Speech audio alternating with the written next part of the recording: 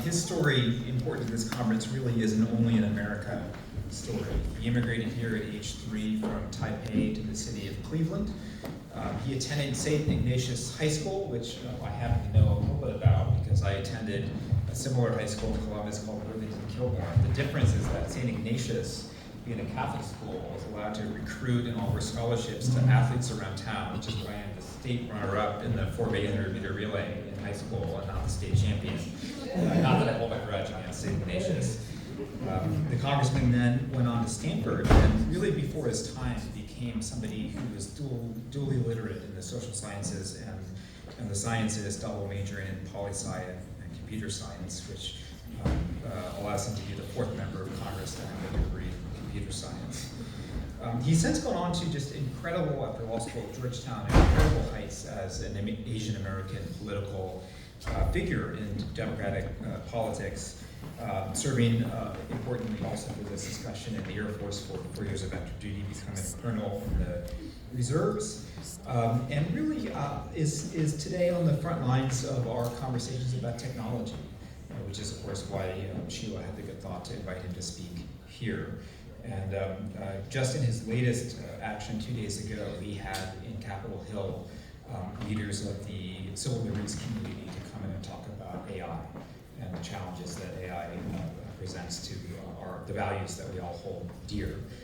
So we are very lucky this evening to have him with us here, and it is my honor to introduce to you Representative Tim Lieu.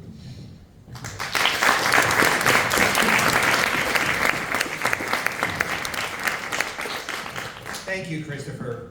Earlier today, I was on the floor of the House of Representatives, so I just want to first say how excited I am to now be able to stand in front of normal, rational Thank you, Christopher, for that wonderful introduction. Thank you for everything you've done, especially with the Defense Innovation Unit. And want to recognize Professor and Director Sheila Jasanoff for inviting me and hosting this wonderful event, and to Mayor Bill de Blasio for reaching out to my office about this event. And one more person I'm going to recognize is someone who worked on my staff and is now at the Harvard Kennedy School, and that's Ryan Lieu. So good to see you again, Ryan. I'm going to talk about 3 topics today. The first is going to be 3 observations about AI that I think can help inform us as we think about how we might want to regulate AI. Second is going to be how I view AI from the perspective as a lawmaker. And then third, about some specific use cases related to this conference, such as on democracy and transparency and civil rights. And so in terms of some observations, and before I talk about that, let me just first note that AI has been with us for a long time. I am a recovering computer science major. I follow this for a long time, and it's been in all parts of society.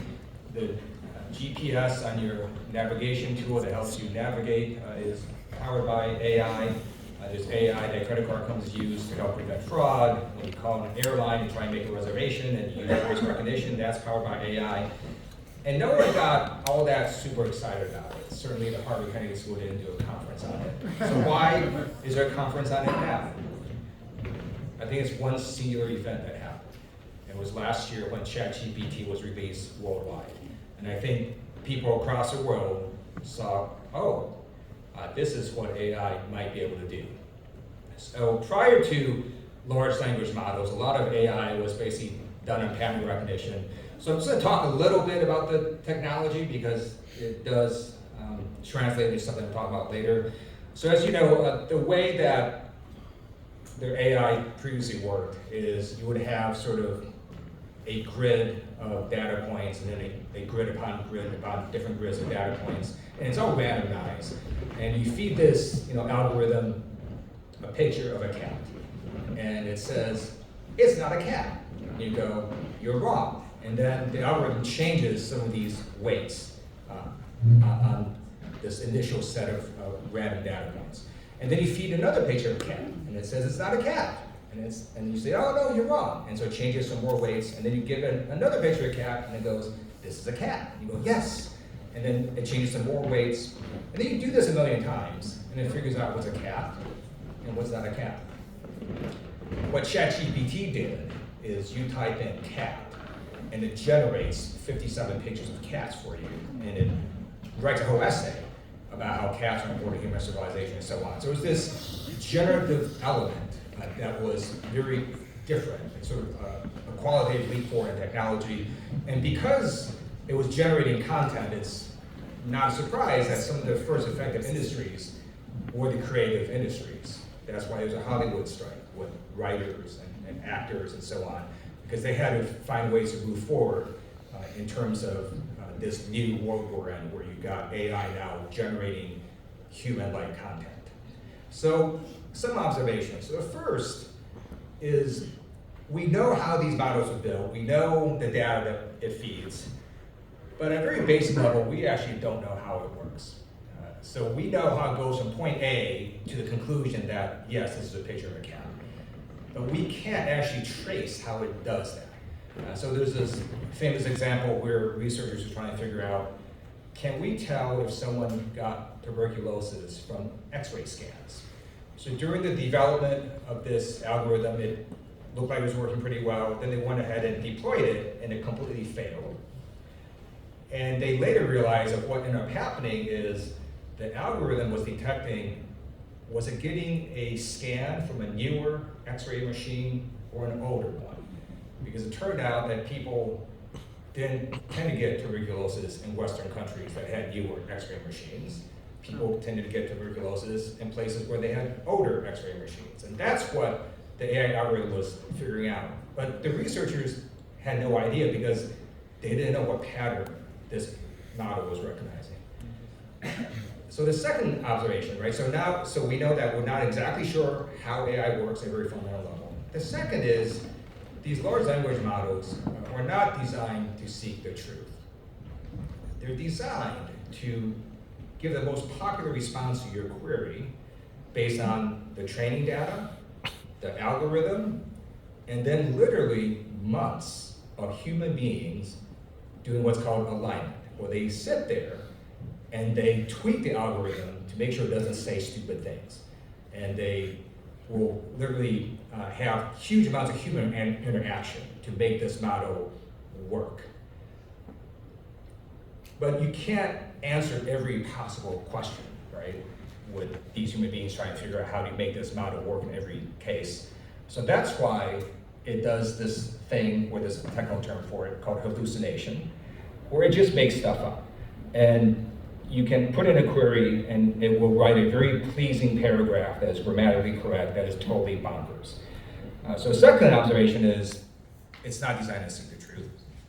And then third, the final one is, to do this at scale is extremely expensive and really highly energy intensive. Very few countries and few companies could actually do this.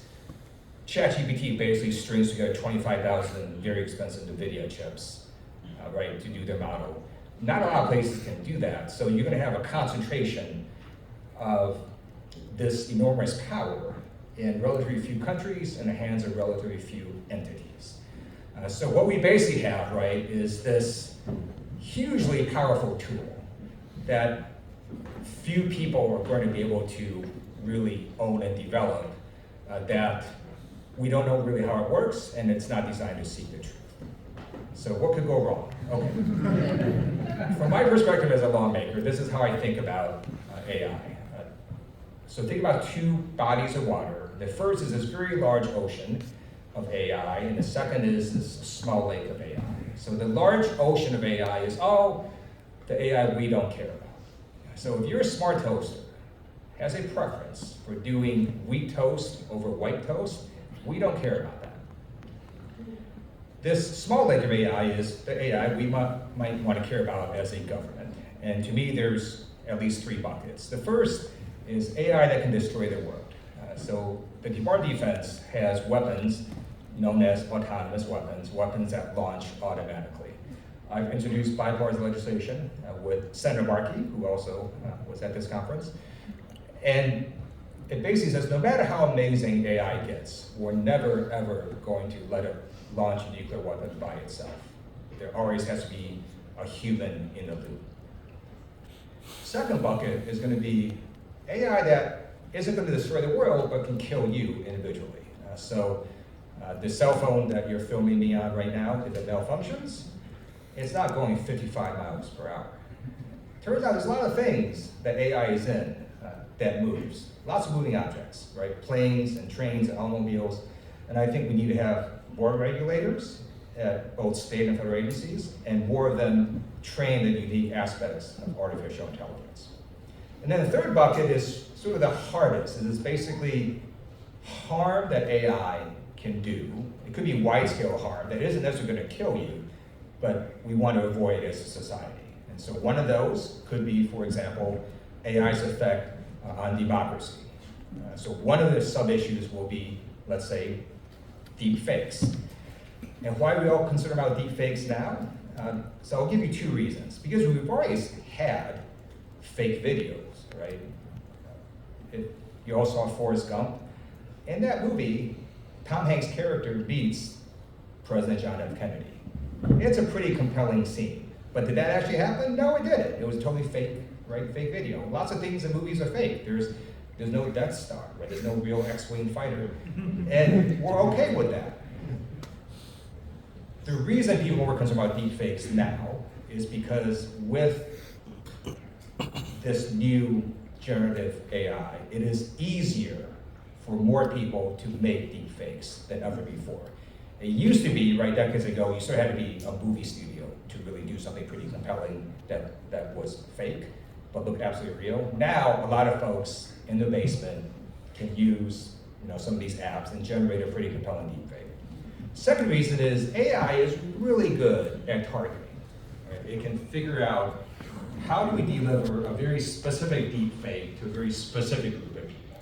And so, you can envision a political campaign that wants to, let's say, beat President Biden. It has a deep fake of President Biden saying, we're going to ban all guns. And then they take that video and they send it to only 18 to 45-year-old males in a certain part of a certain state that they know tends to do likes on Facebook for guns and ammo and hunting rifles. So AI is very good at figuring out how do you give very specific messages, whether it's true or misinformation, to a very specific group of people. And then you marry that with deepfake technology, and you can see a ability to confuse and trick the American people in a way that couldn't have been done at this scale a few decades ago. So there's legislation in Congress that would essentially require disclosure or watermark on if it is a deep fake video or picture or so on. My view is also that the FEC, so let's take a step back. Because of the First Amendment, there's a lot that Congress will not be able to do. But there is a carve out for political campaigns and candidates. And members of Congress like me, where we are subject to more regulations. So I do think the FEC has authority to also take action on deep fakes or other AI-generated content that is false. Hopefully they'll do that, and I think we can pass laws that do put more restrictions and regulations on candidates and political parties in a way that you couldn't just do for ordinary Americans. So I support all of that. The industry itself is also looking at a content standard. There's something called the Content Authority Initiative. I met with Adobe recently, so they're one of the companies working on it, and the theory is we can get this open source industry standard, get newspapers and media and other companies to adopt it so that, let's say New York Times posts a picture and you see it on Facebook, they'll have a watermark where you can click on it and it'll tell you, okay, is this the original picture or was it altered? Now, could that be hacked? Well, at some level, anything can be hacked. So yes, but it'll be very difficult and it's much harder. So a normal person probably couldn't hack that. So if you had the industry do that, that would also potentially cut down on fake pictures and fake audio and fake video. Really the best way, in my view, to help protect the American public when it comes to AI-generated content is to get everyone to be more skeptical of what they see, to basically not trust everything you see on the internet, and to have people just take a pause and do some more research on what it is they're seeing before they automatically assume that that is true. Now the good news is people in fact seem to be doing that. When social media first came out, a lot more people trusted it. The polls have shown that over time, a lot more people now distrust social media, which I actually believe is a good thing. Something else that AI has an impact on is civil rights. So I happen to be vice chair of the Democratic caucus. My colleagues elected me earlier this year. One of the cool things I get to do is to have these briefings that I set up. And so we had a briefing this week with experts in AI and civil rights and how it can affect people's civil liberties and so on. So I'll give you one example. Facial recognition technology is pretty amazing. It can recognize faces basically better than humans can and at much farther distances. It is, however, less accurate for people with darker skin. And so my view is if you deploy this nationwide at law enforcement agencies, it is a huge equal protection violation because minorities are going to be misidentified at higher rates. So I've introduced legislation that basically puts guardrails on facial recognition technology and essentially requires a warrant in most of the use cases. Another area that impacts people's rights are areas such as housing and banking. So you can imagine these large companies that use AI algorithms to determine credit risks for people who are trying to either get a bank loan or get rental housing and so on. If that algorithm has a bias for gender or race or something else, that would be bad. How do you solve for that? One way is you could pass laws that basically require audits of the software itself. You could try to regulate the algorithm itself, although I think that is difficult, so just to write a law that would say that. You can also require disclosure. So we've got a very robust set of laws in the US that deals with all sorts of legal issues that can arise in banking and landlord-tenant and so on, and hiring practices. So if you feel discriminated against, for example, applying for a job, and you feel like the company discriminated against you because of your race, you could sue, and you can bring evidence and why you believe that is so. If the company used an AI algorithm and you didn't know it, you wouldn't even know to sue on that point. So one of the ways to address or mitigate this issue is to require companies, for example, to disclose to the applicant, hey, we're going to use AI software to decide if we hire you, or use AI software to have a huge role in deciding whether we hire you or not. So disclosure is another way to try to address this issue, and then you can bring that into, once it's disclosed, the existing legal framework that has dealt with millions of cases over time already. And then the last point about one of these specific use cases is just your run-of-the-mill fraud, right?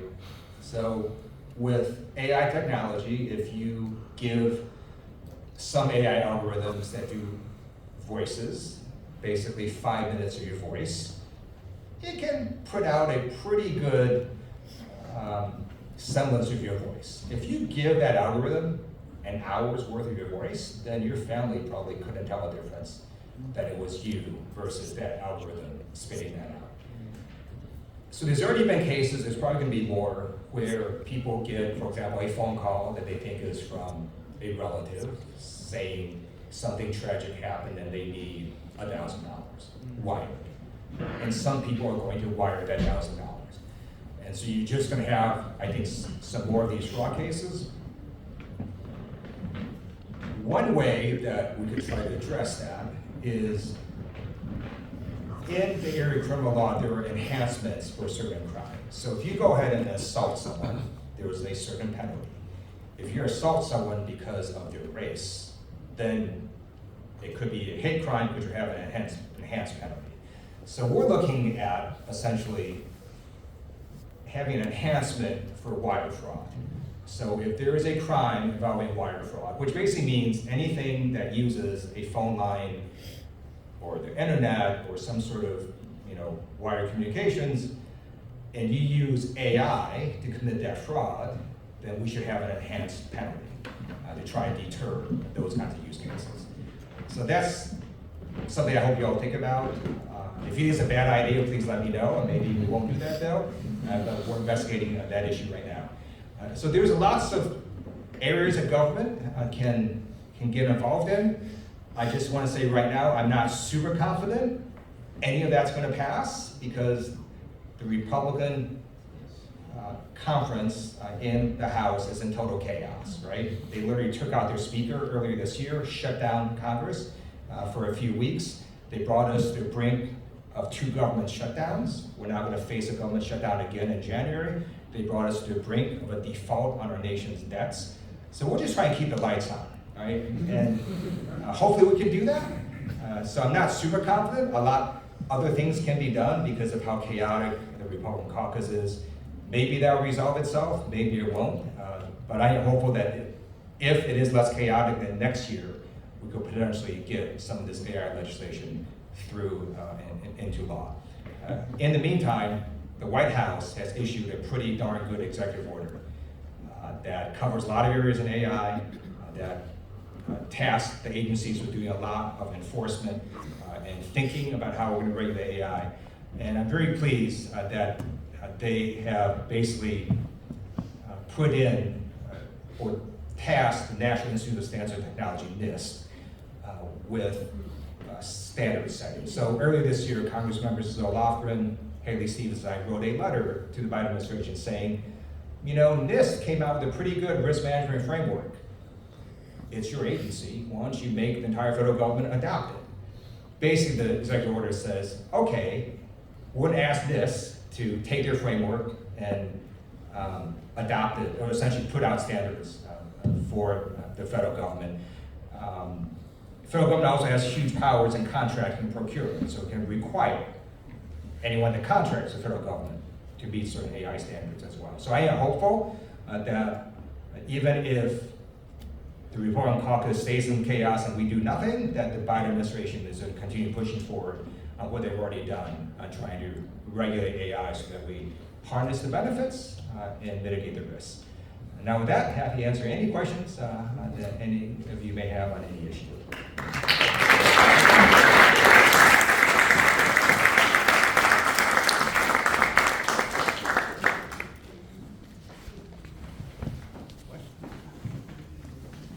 Sure, do I call? I'm just going to point to people. Okay, you in the glasses. Thank you so much, Congressman, for being here and for that wonderful presentation. So at the Kennedy School, I'm from the Kennedy School, by the way, studying public policy. And we have a lot of conversations about regulations on AI, but then there's a tension between innovation and regulation. So compared with the EU, which already has come up with like AI regulations, the US is not, as fast as the EU has been, but then the argument is that regulations on the EU's part actually stifle innovations, and the US has been so innovative over the years precisely because it strikes a balance between regulations and innovations. I just want to ask you from a standpoint as a lawmaker in Congress, what are your thoughts on that? Thank you. So thank you for that question. I have 2 thoughts. I'm going to give you my general thought on regulations independent of specific sectors, which is generally regulations help industry. So if you look at the pharmaceutical industry, it was a mess. And then the FDA came in. And as a result, they're making record profits. And it's because, guess what? People are like, okay, now I can trust when I buy this medicine, I'm not going to get some random side effect that kills me or injures me. And so if you look at the FDA example, right, it has actually gotten people to buy more of that industry's product. Regulations in the auto industry. Pretty cool, I think, that we have seatbelts and airbags and lots of other things that make cars much safer that also, guess what, cause more people to buy cars because it's safer. So my general view is that regulations done well, in fact, actually help innovation and make more people buy more of that industry's product. Now, specific to AI, one of the things that lawmakers do is we plagiarize, And so you all as students should not do that. But lawmakers, right, want to see what other jurisdictions do. So Europe is very likely going to drop a law regulating AI. And we are going to look at that and see what happens. Maybe it's going to be super awesome. It could be a total failure. It could be somewhere in between. Depending on what happens, we can say, oh, that part worked well, why don't we copy it? And that other section didn't work so well, so we're not going to do it. And it's not even the EU. You've got other jurisdictions. You have cities and states also doing their own sorts of laws and ordinances. And so we're going to be able to look at that. We got, right, 50 laboratories of democracy in the United States. New York City actually passed some ordinances on AI and hiring. So I think it is helpful while the Republican caucus is in chaos that Congress take a look at what's going on with these other jurisdictions, see how it turns out, and then we can go forward with the laws and regulations that seem to have done a good job. Yes, sir.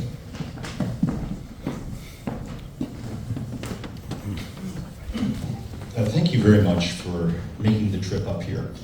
I'm a professor at MIT in political science and data systems.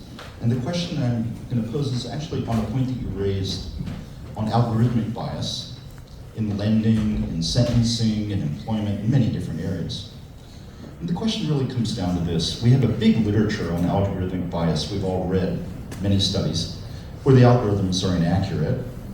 There's also a problem with algorithms that are actually pretty good predictors, but they're based on training data that bakes in patterns of discrimination and hence has the effect of discriminating against protected categories. Your solution to that, the legislation, was to disclose and then off to the federal courts with a vast body of law. But the federal courts over the years have been increasingly applying not just an effect test, but an intent test. So the question comes down to this.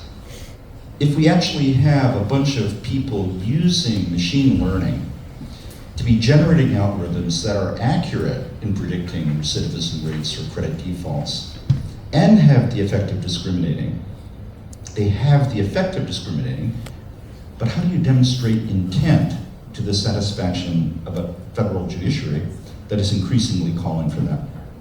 So thank you for that question. So let me just clarify. I don't want to say it was my solution. I don't mean it was that. a solution, right? And by the way, my facial recognition bill is really not disclosure. It's essentially requiring a warrant, right, in most cases, which is very different. But you're absolutely right. So with disparate impact analysis in cases, courts are requiring essentially intent, which makes it much harder to prove.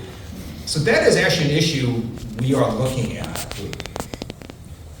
When it comes to large-scale AI models that could have large ramifications on large groups of folks, might we want to tweak that standard? But the banks aren't going to be so stupid as to send emails saying we have the intent of discriminating. So we're kind of left with a problem, because how do we attribute intent to machine learning, AI systems? That is so you raise a significant and really good issue. And all I can say is, I don't know, but we're looking into that exact issue in Congress. Thanks. Yeah. Yes. Yeah, I'm Lucas. I'm Taiwanese American as well, and actually I lived in your district working on an AI startup. So thank you for your leadership. My question is, how do you think AI can help Congress and with your job and democracy writ large?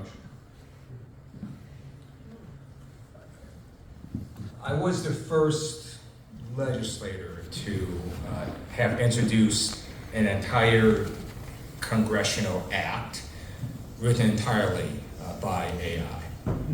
And I literally didn't make any changes to it. Now, it did take me a few queries to make sure it didn't say stupid stuff. But hopefully it was a little bit wordy, but it wasn't too bad. And so we submitted that, and it is actually a piece of legislation right now in the House. I'm also the first member of Congress to have AI write an entire press release. Although my staff did sort of add to it something along the lines of, this doesn't mean they're gonna be, fired or anything. So, my view is, my staff owns their work product. And I haven't told them what they should or can do or not. So if they want to use AI and it helps their work product, great. If they don't want to use AI, that's great. But at the end of the day, they own their work product. And so if they use AI and they put out bad work product, I'm going to tell them, hey, that's bad work product. So figure out another way of doing it. So I let my staff go decide however it is they want to deal with this issue. But the larger point is AI is going to automate and make a lot of tasks that human beings previously did much more efficient, and it's going to eliminate some of those tasks. And it's not entirely obvious what that's going to be. So until even last year's release of ChatGPT worldwide, most people would have thought, hey, I think being a software programmer might be a pretty good field to go in. If you listen to what Sam Altman, the CEO of, I guess he is still the CEO now, OpenAI has said, he wouldn't recommend anyone actually go into the software programming field because AI is going to write most software programs. Maybe that's true, maybe it's not, but it's not entirely clear at this point what professions are either going to be reduced or tasks be eliminated and what won't. For example, I don't really know what ChatGPT version 12 is going to look like, and neither do any of us. And it's hard to predict 5 years, 10 years down the line, what does this look like, especially when you take these advancements in software and you combine them either with quantum computing that works. You already have exascale computers that went online this year that are 1 million times faster than other computers. What does that mean when you take ChatGPT version 12 and put it with these amazing hardware advancements? I don't know.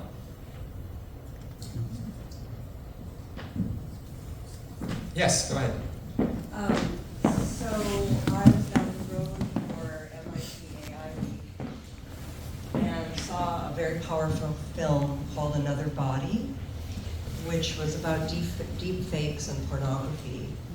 And these young women's likenesses were being reproduced through porno. And she and one of her student colleagues went into investigative mode to discover who it was. And they started to engage with law enforcement, who did not know how to really deal with it. They discovered it was their former student colleague who had a lot of issues, let's say. And there was no recourse for him except law enforcement called him and said, well, you're not going to do that again, right? And it revealed this film, this huge community of deepfake creators and traders, if you will, and it's really frightening. And it brings up so many different issues, but I was just wondering from a legislative point if there's anything in the works to help increase protection and laws that can help these, these people that are going to be deep-faked and all the community of creators that are involved with this world. So thank you for that question. So I answer in two ways. If it's child pornography, there are exceptions, for example, in section 230, that is carved out so that law enforcement could go after folks that do it on social media, internet, and so on. If it's adult pornography, it could run into the issue where some states have laws where you can't take the image and likeness of someone and monetize it without their consent. So there are bills in Congress, which I support, that essentially make a federal, essentially intellectual property right that people would have that says someone can't use your face or image and likeness, and then try to monetize it. Now the question is, if you don't try to monetize, I think it's sort of tricky. I don't know exactly the right answer to that. So I'll look into that issue that you just raised, but there are two specific use cases that I think we could use laws to address. See the film, you'll learn a lot. Try to get your hands on that film. Yeah, thank you. Other questions? Go ahead.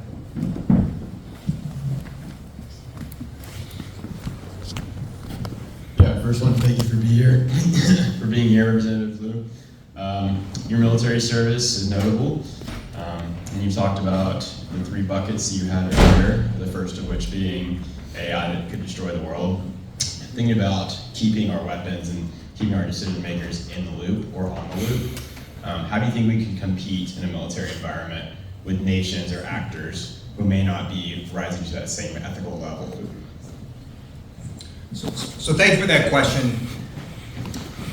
When it comes to nuclear weapons, the view of Senator Markey and me is that we don't actually care what other countries do with regards to whether we should do this specific bill or not. Our view is whether or not other countries do this, we simply think in the United States, we should never launch a nuclear weapon just with AI, that there just needs to be a human in that decision-making process. We would love it if other countries also did the same thing, but whether or not they do that, I think this is still a good command and control aspect that we should implement into law that says we're going to require meaningful human control before the launch of any nuclear weapon. There are efforts, so the UN, I've met with some UN officials. There are efforts at the UN, and there are countries, nuclear countries, sort of working together to see if they can come to some sort of agreement that basically would essentially say that, and some other sort of provisions on AI and weapons of mass destruction. Now that's a little different than weapon systems that are not weapons of mass destruction. So I think it's a little trickier issue if you're saying, okay, we're in some battlefield in the desert, and our adversary is going to be quicker with an automated drone system that launches, right, to counter a threat they see coming. Should we have that too? By the way, the reason I mentioned that is I visited DARPA a few years ago. As many of you know, it's a Defense Advanced Research Projects Agency, and they were showing me these projects. None of this is classified, by the way. So one of the projects was, in fact, an automated drone system that would launch automatically upon detection of incoming threats, and the drones would try to neutralize those threats. My first thought was, oh, that's like the genesis of Skynet right there. But I think it's a little trickier issue as to whether we would need to require that for non-weapons of mass destruction, because there are, I think, some specific battlefield and tactical issues where maybe you do want automated systems in terms of definitely detection, and maybe for terms of speed, detection to try and neutralize the threat without requiring a human. But I'm open to that. I don't have a firm view yet, but those are just some of the issues that we're thinking about.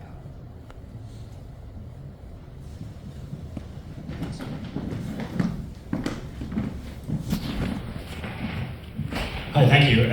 You mentioned the NIST risk management framework, and this is also seems to be a feature of AI regulation in Europe, of a lot of delegation to these technical standard setting bodies inside the AI Act.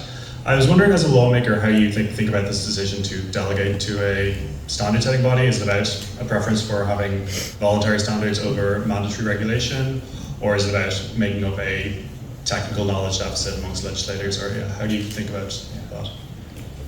That's a great question. So the bill I introduced to regulate facial recognition technology, it took me 2 years working with stakeholders, law enforcement groups, and civil rights groups to introduce a bill that, in my view, made sense. It's clear to me Congress does not have bandwidth to regulate AI in every use case. So I think at some level you're going to need regulatory agencies to do this. I am somewhat agnostic as to, do we have sort of one agency that does most of this, or do we do what the Biden administration is doing now, which is basically empowering our existing agencies in their specific fields to do more on regulating AI?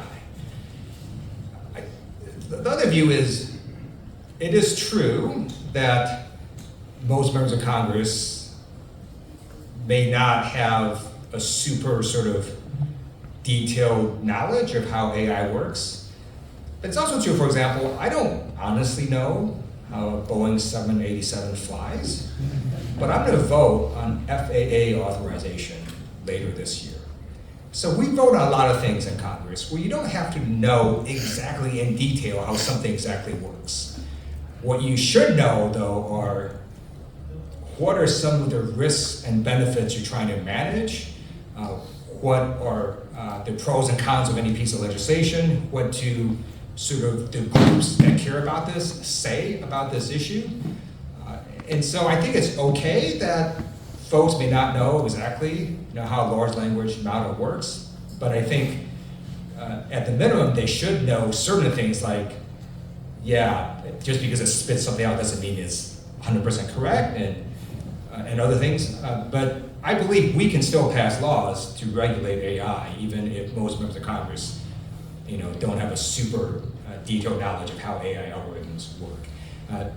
But I do think it's going to largely have to be regulators that do most of sort of the dealing with the specific use cases, because there's so many of them, and Congress doesn't have bandwidth to deal with all of them.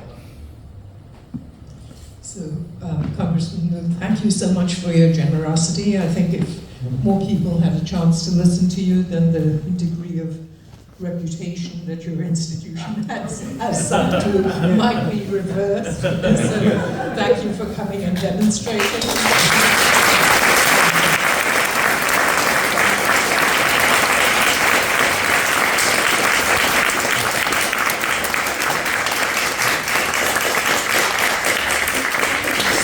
Let me just conclude by saying, if you like what I said, I am Ted Lieu from Southern California. If you didn't like what I said, I am George Santos. So